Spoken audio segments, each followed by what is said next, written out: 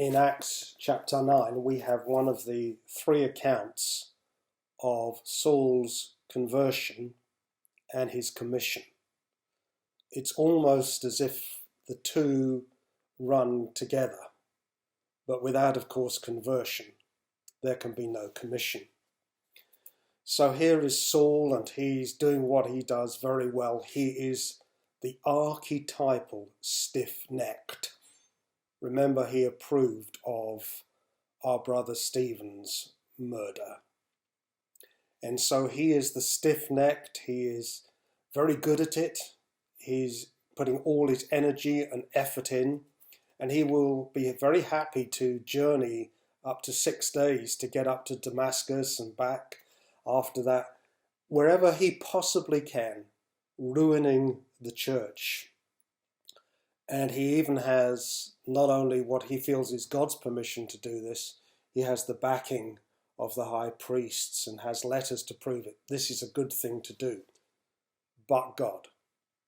And one day, on this, what by now is a fairly normal journey, Saul is interrupted with a question, with God's activity of light. Saul, why do you persecute me? And the light that is going to come, the light that comes, does something very particular to Saul. It blinds him. It weakens him. It doesn't take him down a peg or two.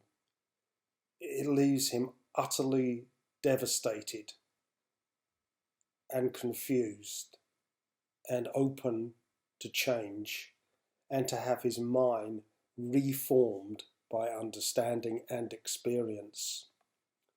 Saul, you've been persecuting me. Question for us.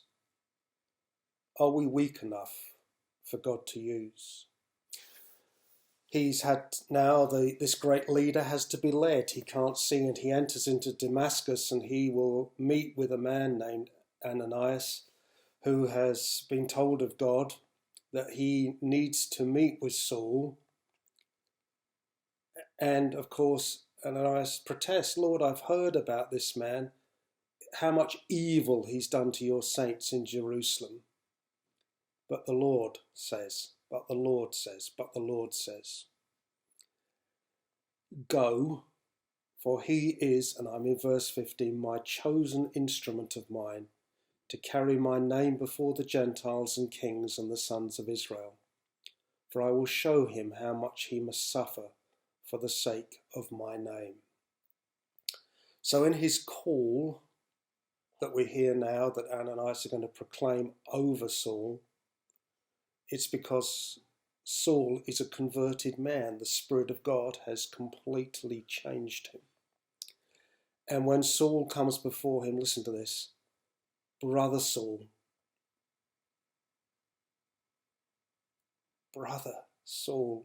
a complete change of relationship with God and with the persecuted Christian community. Let's look back at chosen instrument. God had crafted this man and is crafting this man. And here we are on this Friday, and he's crafting you. Whether you're well known or nobody seems to know you, he's crafting you. And Saul gets his sight back. He's filled with the Spirit. He's baptized in water. He is completely changed, and everybody's going to know about it. The archetypal persecutor has ceased. And he goes out and he attempts to preach and influence his former congregations in the synagogue, and by and large he's no good at it. God doesn't seem to do very much about it, except that Saul will be rejected. But drop down to verse 31. So the church throughout all Judea and Galilee had peace. It's a time of peace.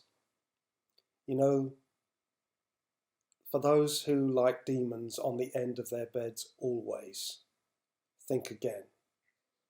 There is persecution, but there are also times of peace. We need to use both well.